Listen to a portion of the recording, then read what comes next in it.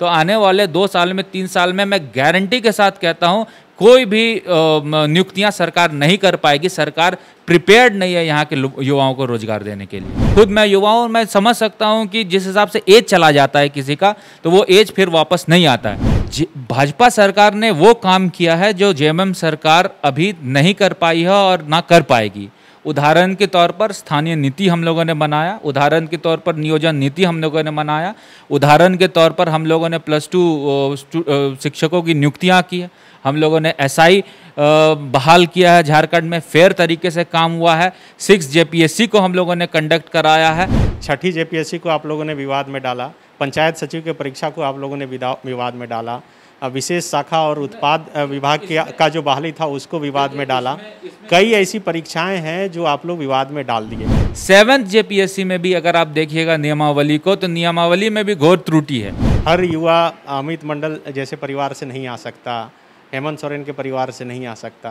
ऐसा नहीं हो सकता कि वो विदेश से पढ़ के आए और फिर आकर यहाँ विधायक बन जाए, तो क्या करेगी? मुझे ऐसा लगता है कि पॉलिटिकल माइलेज लेना बंद करना चाहिए और सरकार को चाहिए कि यूथ के वेलफेयर के लिए धरातल पे काम करें। क्या अमित मंडल उस युवा के साथ उस वक्त भी खड़े रहेंगे जब वह केंद्र सरकार से 2 करोड़ प्रतिवर्ष नौकरी का वादा का जो है उनसे हिसाब मांगेगी और पूछेगी कि भाई क्या हुआ 2 करोड़? हेमंत सोरेन के काम को कोरोना संक्रमण के दौरान आप कैसे देखते हैं, कैसा रहा? मंत्री हेमंत सोरेन को 2 सलाह अगर आपको देनी हो तो क्या देना? मंडल अगर सिस्टम का हिस्सा होते तो युवाओं के लिए क्या करते? झारखंड में कोरोना संक्रमण और वैक्सीनेशन के बीच रोजगार एक बहुत बड़ा मुद्दा बन गया है। पिछले कई दिनों से सोशल मीडिया पर, खास करके ट्विटर पर, झारखंडी युवा मांगे रोजगार ट्रेंड कर रहा है। हर दिन लगभग 3 से 4 लाख ट्वीट हो रहे हैं और इन्हीं ट्वीट और इन्हीं आवाज़ की एक वजह है। मुख्यमंत्री हेमंत सोरेन ने भी कल ट्वीट करके यह जानकारी दी और कहा कि वह तमाम विभाग के पदाधिकारियों के साथ, जेएसएससी के अध्यक्ष के साथ, महाधिवक्ता के साथ बैठक कर यह निर्देश दिए हैं कि जो कुछ भी विसंगतियां हैं उसे दूर कर और सभी विभागों में रिक्त पड़े पदों पर जल्द से जल्द नियुक्ति के लिए विज्ञापन निकाला जाए। अब मुख्यमंत्री हेमंत सोरेन के सामने आ जाने पर, खास करके रोजगार के मसले पर क्या कुछ होगा? क्या होगा बीजेपी का, जो चाह रही थी कि जो युवा रोजगार को लेकर सरकार को घेर रहे हैं और उसी युवा के सहारे बीजेपी भी सरकार को घेरने का प्रयास कर रही थी। इसी मसले पर बात करने के लिए हमारे साथ गोड्डा के बीजेपी के विधायक अमित मंडल हैं। अमित जी, कई दिनों से युवा लगातार ये आवाज़ उठा रहे थे और कह रहे थे झारखंडी युवा मांगे रोजगार, ये हैशटैग के साथ ट्रेंड कर रहा था। मुख्यमंत्री हेमंत सोरेन खुद सामने आकर उन्होंने कहा कि हम युवाओं के साथ हैं, हमने कहा है कि नियुक्ति वर्ष है तो हम उस बात पर खरा उतरेंगे और यही वजह है कि तमाम पदाधिकारियों के साथ बैठक करके उन्होंने कहा है कि जो भी रिक्त पद पड़ा है और जो भी विसंगतियां हैं उसे दूर कर वैकेंसी निकाला जाए। अब क्या लगता है कि आप लोगों के सामने बोलने के लिए कुछ नहीं बचे? देखिए, मेरा ये मानना है कि जिस हिसाब से झारखंड मांगे रोजगार ट्रेंड किया था और पूरे झारखंड में नहीं पूरे हिंदुस्तान में, तो कहीं ना कहीं जो बेरोजगार हैं जिनको रोजगार मिलना चाहिए था, वो एक प्रेशर जो सरकार पे बना, उसी का ये नतीजा है कि माननीय मुख्यमंत्री जी ने ऐसी घोषणा की। ये घोषणा तो वो शुरू से कर रहे हैं। आपको याद होगा कि जब चुनाव लड़ रहे थे उस समय घोषणा की थी 5 लाख लोगों को हम नौकरी देंगे, हर साल देंगे, जेपीएससी जेएसएससी की परीक्षा कंडक्ट कराएंगे, हर साल कराएंगे। और इतना ही नहीं, जितने भी अनुबंध कर्मी थे सबको, जो अस्थायी थे सबको स्थायी करके सबका पैसा बढ़ाने का भी, मानदेय बढ़ाने का भी बात किया था। तो घोषणाएं तो उन्होंने की और जब प्रेशर पड़ा तो निश्चित तौर पर कल का भी घोषणा उसी कड़ी में देखा जा सकता है कि आप मुख्य सचिव को बुला रहे हैं, आप एजी को बुला रहे हैं, आप जितने भी पद रिक्त पड़े हुए हैं उनको भरने की बात कर रहे हैं, आइडेंटिफाई करने की बात कर रहे हैं। मेरा ये कहना है कि ये 2 साल हो गया, कोरोना का बहाना बना के आपने जो एक्सरसाइज करना था पर्दे के पीछे, वो एक्सरसाइज आपने किया नहीं। कम से कम ये एक्सरसाइज करने के लिए आपके पास 2 साल का बहुमूल्य समय था, आपने उस समय को एक तरह से गवा दिया। किस प्रिटेक्स्ट में? कोरोना के प्रिटेक्स्ट में। जबकि ये सब काम में मुझे नहीं लगता कि कोरोना एक बहुत बड़ा फैक्टर था। ये ऑफिस के पीछे की बात थी, आइडेंटिफाई करना नौकरियों को, नियमावली ठीक करना, कैसे हम प्लानिंग करेंगे, प्लानिंग का काम आपने समय उसको बर्बाद कर दिया और एक लॉलीपॉप दिखाने के लिए आपने फिर से घोषणा कर दिया है कि हम लोग आइडेंटिफाई करेंगे। तो कब तक आइडेंटिफाई करेंगे? घोषणा और एक्शन में मुझे लगता है कि थोड़ा बारीक सा फर्क होता है। और मुख्यमंत्री पहले घोषणा करते रहे थे। कल जो उन्होंने सूचना दी है ट्विटर के माध्यम से, उन्होंने बताया कि भाई हम अधिकारियों के साथ बैठक किए हैं और निर्देश दिए हैं। किसी भी राज्य के मुख्यमंत्री का इतना कह देना सिर्फ घोषणा नहीं माना जाता। देखिए, आपको याद होगा कि 2021 को उन्होंने नियुक्ति वर्ष कहा था और वो घोषणा नहीं था, उन्होंने आदेश दिया था कि 2021 में हम लोग नियुक्तियां करेंगे। 6 महीना बीत गया है, एक भी नियुक्ति का प्रक्रिया उन्होंने चालू नहीं किया है। अब आप बताइए कि जब चुनाव लड़ रहे थे या चुनाव जीतने के बाद उन्होंने सबसे पहली बात कही थी कि हम लोग नियमावली को फिर से बनाएंगे, लेकिन हुआ क्या? नियमावली को रद्द कर दिया गया, नए नियमावली की चर्चा नहीं हुई। उन्होंने कहा कि 1935 के आधार पर स्थानीय नीति को हम लोग ठीक करेंगे। आज तक स्थानीय नीति पे कोई चर्चा नहीं हो पाई है। अब आप बताइए कि जब तक स्थानीय नीति को हम लोग डिफाइन नहीं करेंगे फिर से, जो जेएमएम का एजेंडा है, और उसके बाद नियोजन नीति नहीं बनाएंगे, तो घोषणा करने का और निर्देश देने का कोई मतलब ही नहीं रह जाता है। जब तक इन सब चीज़ों को ठीक नहीं होगा, कोई भी निर्देश कहीं पे भी आप दीजिएगा, कुछ उसका फलाफल नहीं निकलने वाला है। आपने जेपीएससी को बनाया, आपने नियमावली बनाई, नियमावली में घोर त्रुटि है। 6 जेपीएससी का रिजल्ट जो आपने आउट कर दिया, उसमें क्या हड़बड़ी थी सरकार को, मुझे नहीं समझ में आता है। 7 जेपीएससी के लिए नियमावली बनाया, नियमावली इस प्रकार बनी हुई है कि आने वाले दिन में भी हाईकोर्ट में इसको कोई भी चैलेंज करेगा तो वो चैलेंज एक्सेप्ट करके सारी नियुक्तियां रद्द हो जाएगी। और जिसको लेकर मैंने विधानसभा में भी आवाज़ उठाया था, जब सब चीज़ स्पष्ट है, सब चीज़ क्लियर है, तो सरकार दिग्भ्रमित ना करे युवाओं को। जेटेट के बारे में जितनी भी घोषणाएं सरकार ने की थी, उसका क्या हुआ अभी तक से पता नहीं चल पाया है। पारा टीचर को नियुक्ति अस्थायी को स्थायी करने की बात थी, मानदेय बढ़ाने की बात थी, उस पर कोई रिजल्ट निकल के नहीं आया। घोषणा कर रही है सरकार और निर्देश भी दे रही है सरकार, लेकिन यहाँ के पदाधिकारी है, मुझे लगता है कि सरकार की बात नहीं मान रहे हैं। और इतिहास में मुझे ऐसा लगता है कि सबसे कमज़ोर मुख्यमंत्री कोई बना है तो वो हेमंत सोरेन की ये सरकार में हेमंत सोरेन जी बने हैं कि उनके निर्देशों को भी पालन करने के लिए यहाँ के पदाधिकारी सक्षम नहीं, मुझे ऐसा लगता है। अच्छा, आपने एक बड़ा अहम सवाल उठाया। अभी जो 6 जेपीएससी के मेरिट लिस्ट को झारखंड हाईकोर्ट ने रद्द किया है, आपने बताया कि हाईकोर्ट में भी आपने इसको लेकर सवाल उठाया था। आपने ये बात इसमें जोड़ा कि 7 जेपीएससी में भी ये हो सकता है, तो क्या लगता है कि जो नियमावली रघुवर दास की सरकार के समय बनी थी उसी में त्रुटि थी और इसलिए आपको ये ऐसा अंदेशा? नहीं, देखिए, आपको हर चीज़ को सिलसिलेवार तरीके से देखना होगा। 6ठी जेपीएससी का जब एग्ज़ाम हुआ था तो उसमें नियमावली में त्रुटि नहीं थी। उसमें साफ स्पष्ट तौर पर कहा गया था कि 40 पास इन ईच पेपर होना चाहिए। जैसे मान लीजिए आप मेंस का एग्ज़ाम देते हैं तो 5 सब्जेक्ट्स होते हैं और पाँचों में आपको 40-40 मार्क्स लाना है। लेकिन रिजल्ट जब उन्होंने घोषणा किया, जो कि हेमंत सोरेन जी की सरकार में हुई, तो रिजल्ट में त्रुटि आ गई। तो यानी कि सब चीज़ कंडक्ट ठीक से हुआ, 6ठी जेपीएससी ठीक से कंडक्ट हुआ, लेकिन रिजल्ट की घोषणा आई तो उसमें त्रुटि आई। और ये इस सरकार में क्योंकि त्रुटि आई तो जवाबदेह हेमंत सरकार बनती है कि आपने रिजल्ट को कैसे मैनिपुलेट किया कि ये इतनी बड़ी बड़ी गलतियाँ आ गई। एक गलती ये आ गई कि मेन पेपर के मेन सब्जेक्ट में भी कोई अभ्यर्थी अगर फेल हो जाता है फिर भी वो पास घोषित कर दिया जाता है। हाई कोर्ट ने इसमें टिप्पणी की। 7th जेपीएससी में भी अगर आप देखिएगा नियमावली को, तो नियमावली में भी घोर त्रुटि है। इसमें उलट क्या कर दिया, अभी एवरेज वर्ड जोड़ दिया है। मान लीजिए कि कोई सीओ बनना है, किसी को बीडीओ बनना है और इंडियन कॉन्स्टिट्यूशन में वो फेल हो जाता है, इंडियन इकोनॉमी में वो फेल कर जाता है, बाकी 3 सब्जेक्ट में ज़्यादा मार्क्स ले आता है, एवरेज करके उसको 40% दे देगा और 40% जब हो जाएगा तो वो पास माना जाएगा, क्वालिफाई कर जाएगा। तो कल की डेट में जब ऐसी सिचुएशन होगी, हाइपोथेटिकल सिचुएशन जिसकी मैं बात कर रहा हूँ, कल की डेट में ये होगी तो फिर वो कोर्ट में चैलेंज हो जाएगा, फिर वहाँ पे नियुक्तियों को रद्द कर दिया जाएगा। और जितने युवा जो इतने देर से इंतज़ार करते हैं कि 7 जेपीएससी में बैठेंगे, बहुत सब युवा जो अपनी नौकरी छोड़ के 7 जेपीएससी में जाएंगे, हाई कोर्ट के हवाले चढ़ जाएंगे, उनकी डिसीजन फिर आएगी, पुनः उसको रद्द कर दिया जाएगा और फिर उन लोगों का जो ज़िंदगी है वो अंधकार। क्या उपाय क्या है? देखिए, उपाय है नियमावली को ठीक करना। जब मैंने विधानसभा में ये सवाल उठाया, एक विधायक होने के नाते, एक लेजिस्लेटर होने के नाते मेरा ये हक बनता है कि अगर नियमावली में कोई त्रुटि है, अगर एक्ट में कोई त्रुटि है, उसके सरकार के संज्ञान में डालें।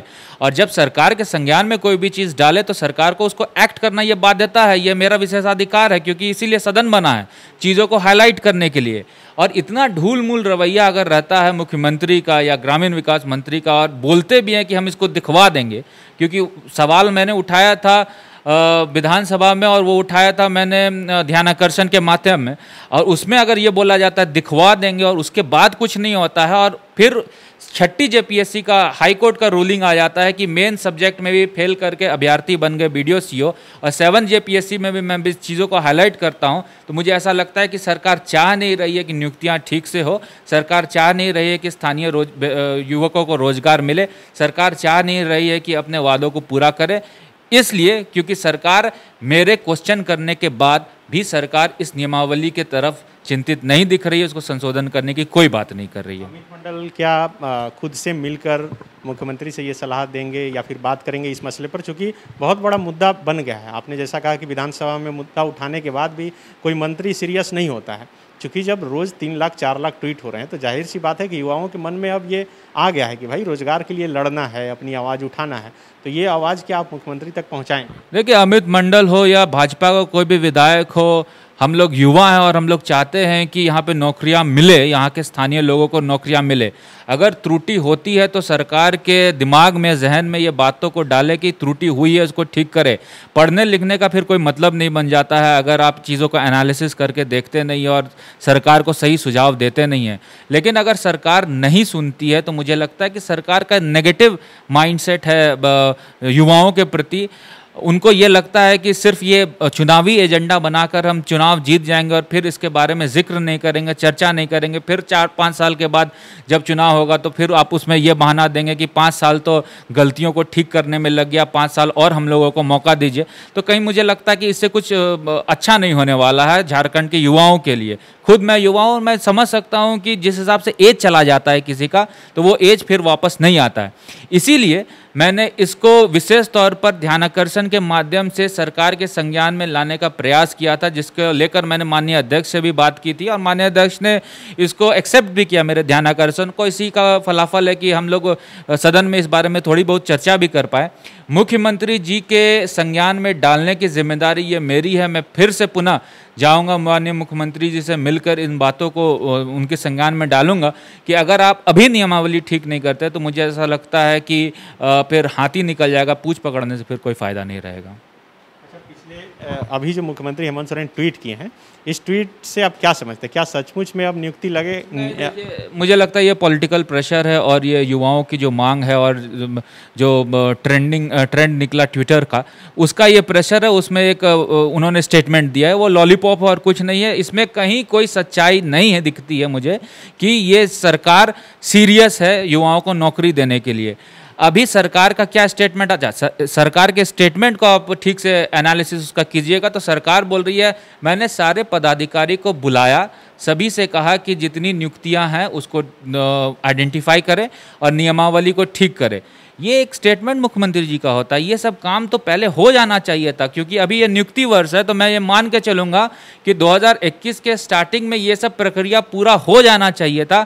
अभी अगर ये स्टेटमेंट सरकार देती है या मुख्यमंत्री देते हैं तो मुझे ऐसा लगता है बहुत ही दुर्भाग्यपूर्ण है। अभी आपने आइडेंटिफाई ही नहीं किया है कि आपको करना क्या है। तो आने वाले 2 साल में, 3 साल में मैं गारंटी के साथ कहता हूँ कोई भी नियुक्तियां सरकार नहीं कर पाएगी। सरकार प्रिपेयर्ड नहीं है यहाँ के युवाओं को रोजगार देने के लिए। ये सरकार बने अभी 1.5 साल के करीब हुआ है और तब से कोरोना का संक्रमण है।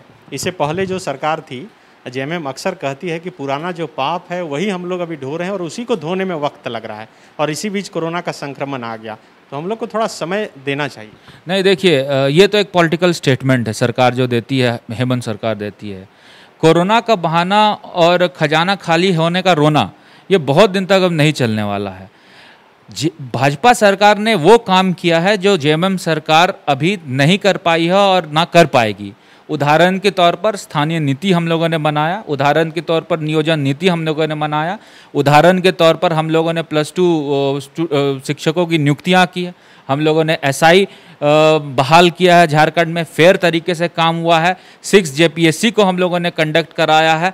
तो काम हम लोगों ने अपनी सरकार में किया। और इतिहास उठा के देख लीजिए कि जो 5 साल में रघुवर दास के सरकार में नियुक्तियां हुई है, वो 20 साल से जो स्टेट बना है सबसे ज़्यादा नियुक्तियां हुई है रघुवर दास की सरकार में। इसी में मैं कुछ और जोड़ दे रहा हूँ। 6ठी जेपीएससी को आप लोगों ने विवाद में डाला, पंचायत सचिव के परीक्षा को आप लोगों ने विवाद में डाला, विशेष शाखा और उत्पाद विभाग का जो बहाली था उसको विवाद में डाला। कई ऐसी परीक्षाएं हैं जो आप लोग विवाद में डाल दिए। उसके बाद कई जैसे सहायक पुलिस को कॉन्ट्रैक्ट पे रखे, कई महीनों तक क्या मोराबादी मैदान में उनको आंदोलन करना पड़ा अपने एक्सटेंशन के लिए या फिर अस्थायीकरण के लिए। इन्हीं तमाम मसलों को आधार बनाकर जेएमएम कह रही है कि आप लोगों ने ऐसा माहौल खड़ा कर दिया है कि अभी कुछ भी ठीक करना बड़ा मुश्किल। आपने 6 जेपीएससी की बात की, आपने बताया कि चलिए ठीक है, चलिए हम लोग एक वक्त मान भी लेते हैं कि हम लोगों ने उसको ठीक तरीके से नहीं किया, लेकिन आपको क्या हड़बड़ी थी रिजल्ट प्रकाशित करने के लिए? जब आपको पता है कि 6 जेपीएससी खराब तरीके से संचालन हुआ है उसका एग्जाम का, तो आप उसको रद्द कर देते। आप रद्द भी तो नहीं कर रहे हैं।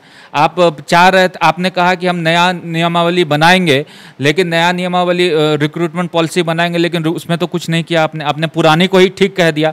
घूम फिर के बात वही करना है। घूम फिर के मैं गारंटी के साथ आपको कहता हूं कि सरकार फिर बोलेगी नहीं कि नहीं छठी ठीक थी, रिजल्ट हमने घोषित कर दिया, आपको रद्द कर देना चाहिए था। अगर इतना ही त्रुटि था 6 जेपीएससी का, तो रिजल्ट को ही घोषणा नहीं करना चाहिए था। कौन सा प्रेशर था आपके पास? इतना ही गलती था हम लोगों के नियोजन नीति में, तो आपने उसको रद्द कर देना था, उसी को आपने एक्सेप्ट कर लिया। इतना ही गलती हम लोगों के स्थानीय नीति में था, तो आप उसको रद्द कर देते, आपने उसको भी एक्सेप्ट कर रखा है, इस पर कोई जिक्र नहीं हो रहा है। तो मुझे लगता है कि ये पॉलिटिकल स्टेटमेंट है सब। आपने पॉलिटिकल स्टेटमेंट देने के लिए तो बोल दिया कि ये होना चाहिए, लेकिन कैसे नियुक्तियां होंगी इसके बारे में आपने अभी तक अपने पदाधिकारी के पास चर्चा नहीं की है। पदाधिकारी को भी पता है, मुख्यमंत्री जी को भी पता है कि जब तक हम लोग नियोजन नीति नहीं बनाएंगे तब तक हम लोग यहाँ पे कोई भी रिक्रूटमेंट का काम, कोई भी बहाली का काम नहीं कर पाएंगे। कॉन्ट्रैक्ट बेसिस में ही सिर्फ आप यहाँ पे बहाली कर पाएंगे, और कॉन्ट्रैक्ट बेसिस पे भी आप जब बहाली करेंगे तो वहाँ पे अनियमितता करने की या फिर घपला करने की बहुत बड़ा स्कोप बन जाता है। आप चाहते हैं कि कॉन्ट्रैक्ट पे बहाली करें, रद्द करें, फिर कॉन्ट्रैक्ट में बहाली करें और उसमें पैसे की उगाही करें, और यहाँ के युवाओं के हित में आपको जो परमानेंट नौकरियां देनी है उसके बारे में आपको चिंता नहीं करना है। ये सरकार की मंशा है। तो यहाँ का युवा क्या करे? हर युवा अमित मंडल जैसे परिवार से नहीं आ सकता, हेमंत सोरेन के परिवार से नहीं आ सकता। ऐसा नहीं हो सकता कि वो विदेश से पढ़ के आए और फिर आकर यहाँ विधायक बन जाए। तो क्या करे युवा? देखिए, ऐसा है कि ये तो आपने सही कहा कि हर युवा उतना प्रिविलेज नहीं होता। मैं प्रिविलेज बैकग्राउंड से आता हूं, या फिर माननीय मुख्यमंत्री जी प्रिविलेज बैकग्राउंड से आते हैं, लेकिन एक ईमानदार प्रयास किसको करना चाहिए? हम जैसे जनप्रतिनिधि को करना चाहिए। ईमानदार प्रयास क्या होगा कि युवाओं के दर्द को समझे, युवा क्या चाहता है उसके बारे में सोचे। सिर्फ पॉलिटिकल स्टेटमेंट देने के या चुनाव जीतने मात्र के लिए युवाओं को सहारा ना बनाए। ये मैं एक जनप्रतिनिधि होने के नाते सभी लोगों से कहूँगा, और खासकर क्योंकि हम लोग विपक्ष में हैं तो लोग कहेंगे कि विपक्ष में इसलिए बोल रहा है, लेकिन मेरा ये मानना है कि बीइंग ए यूथ, मैं चाहूँगा कि जो भी सत्ताधारी पक्ष के लोग हैं वो इस चीज़ का चिंतन करें कि किस हिसाब से 5 लाख सरकारी नौकरी देने का हम लोगों ने जो वादा किया था उसको ईमानदार प्रयास करके धरातल पे लाएं। उसके लिए सबसे ज़्यादा ज़रूरी है कि पॉलिटिकल माइलेज ना लें। आप ट्विटर में अगर ट्रेंड हो रहा है नेगेटिविटी आपके सरकार के तरफ, तो सिर्फ उसको पॉजिटिव करने के लिए आप स्टेटमेंट ना दें। आप जब ऐसा करने लग जाते हैं तो मुझे ऐसा लगता है कि सिर्फ और सिर्फ फेसबुक के माध्यम से, ट्विटर के माध्यम से, पेपर के माध्यम से आप सरकार चलाने का प्रयास कर रहे हैं, लेकिन असलियत में जो होना चाहिए काम धरातल पे वो नहीं कर रहे हैं। और मेरा इस सरकार से ये भी आग्रह होगा कि आप भाषण जो है पेपर तक ही सीमित ना रखें। आपने कह दिया कि किसान का ऋण माफ़ कर देंगे, धान क्रय कर देंगे, आज तक तो अभी तक तो ये सब काम धरातल पे नहीं हो पाया। इसीलिए मुझे ऐसा लगता है कि अगर आप यूथ हैं और आपको भगवान ने ताकत दिया है, आप एक प्रिविलेज परिवार से आते हैं और आपको मौका दिया है कि पूरे झारखंड के यूथ के कल्याण की बात करें, तो मुझे ऐसा लगता है कि पॉलिटिकल माइलेज लेना बंद करना चाहिए और सरकार को चाहिए कि यूथ के वेलफेयर के लिए धरातल पे काम करें।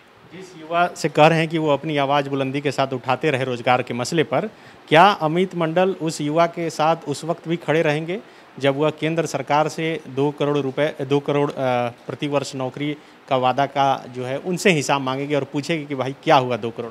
देखिए, मैं आपको बता दूं कि जब हम लोगों की सरकार थी, रघुवर दास जी की सरकार थी, और मैं क्योंकि सत्ता पक्ष में उस समय था, विधायक था, नया नया चुन के आया था, सबसे पहला लेटर जो किसी विधायक ने लिखा होगा 13-11 जिला के लिए वो अमित मंडल ने लिखा था। मेरी आलोचना भी हुई थी कि तुम सत्ता पक्ष में रह के भी सरकार को घेरने का काम कर रहे हो, लेकिन उस समय भी मुझे ऐसा लगा था कि ऐसा डिफरेंस पूरे स्टेट में नहीं होना चाहिए।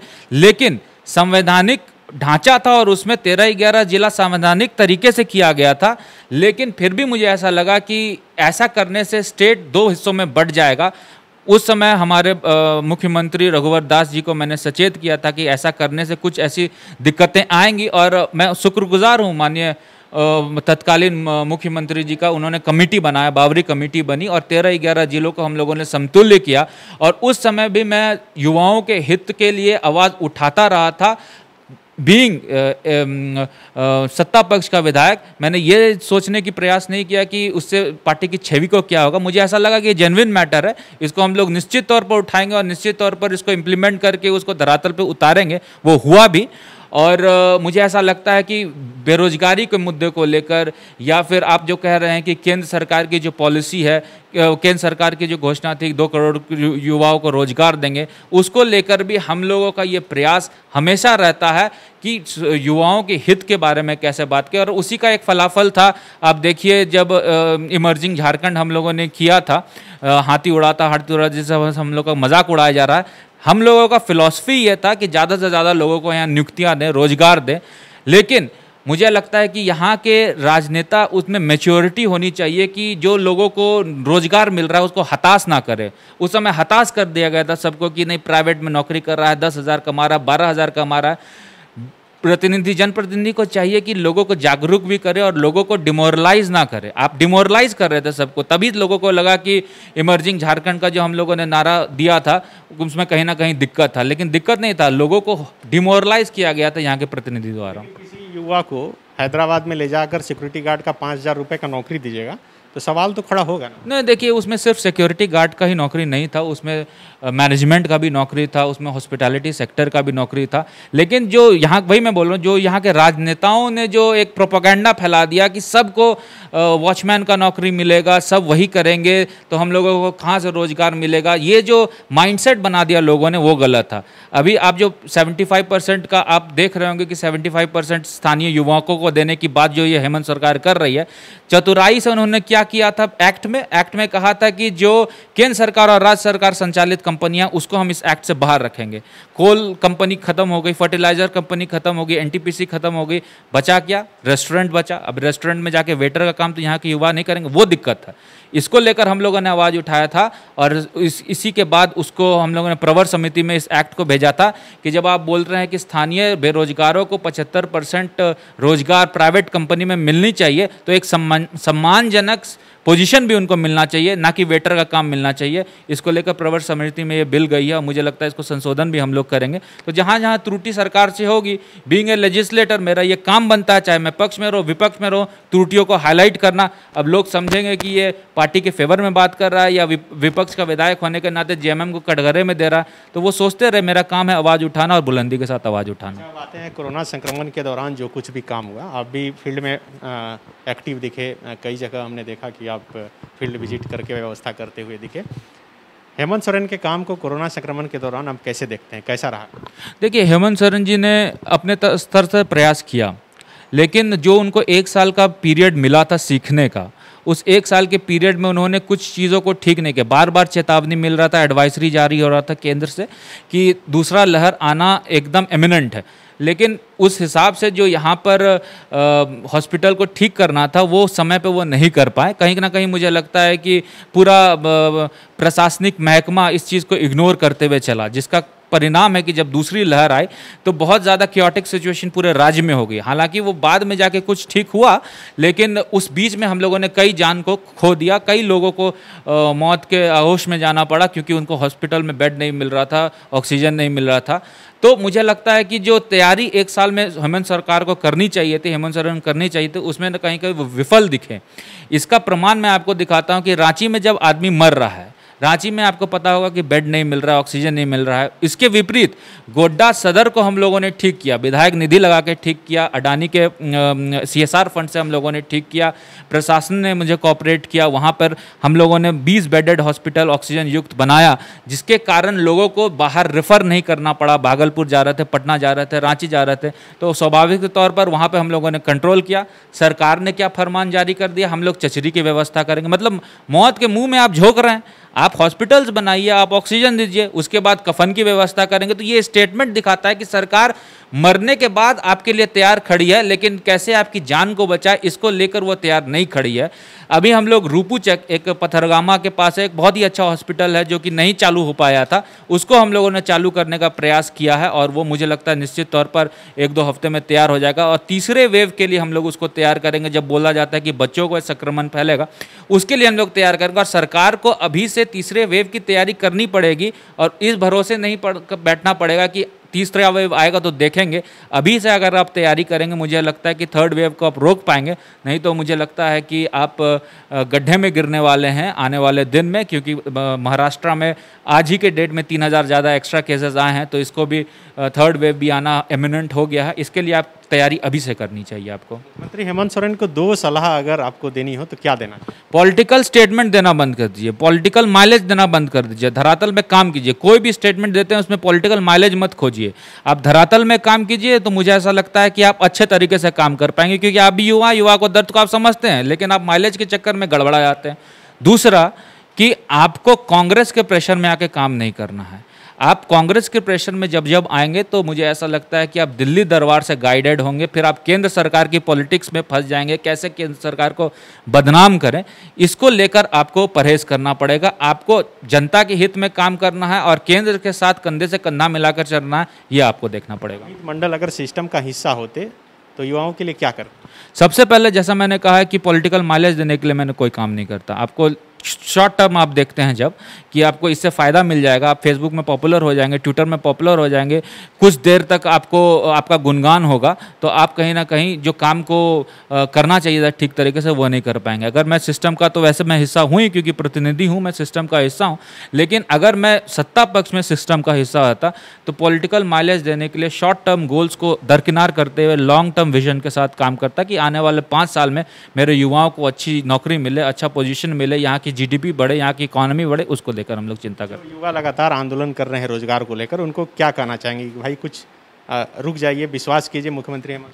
नहीं, देखिए अब तो बहुत समय हो गया है। अब जो काम पहले करना चाहिए था मुख्यमंत्री जी को, 2 साल 1.5 साल हो गया, अब दूसरा साल आ जाएगा, वो नहीं हो पा रहा है। और किसी का सब्र होता है, लिमिट होता है, और इस लिमिट को इस सरकार में मुझे लगता है बचा नहीं है कुछ।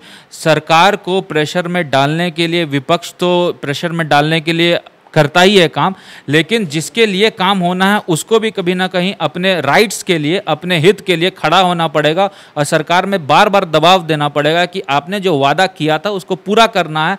नहीं तो चुनाव मात्र के लिए युवाओं को एक सहारा बनाकर चुनाव लड़के जीत के मुख्यमंत्री पद लेना, ये कहीं ना कहीं इस ट्रेंड को हम लोगों को तोड़ना पड़ेगा और सरकार को प्रेशर में रखने के लिए युवाओं को आंदोलन करना ही पड़ेगा।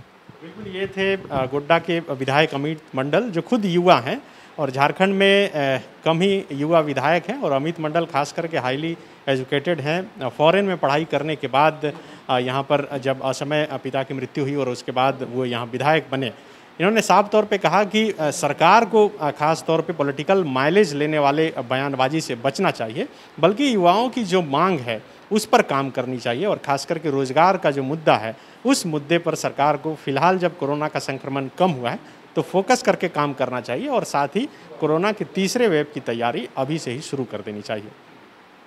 अपने सहयोगी ऋषभ के साथ Sunny Sarad, the follow up, Ranchi. The blackboard, best coaching institute of Ranchi. The Follow-up.in. Like, share, and subscribe. www.thefollowup.in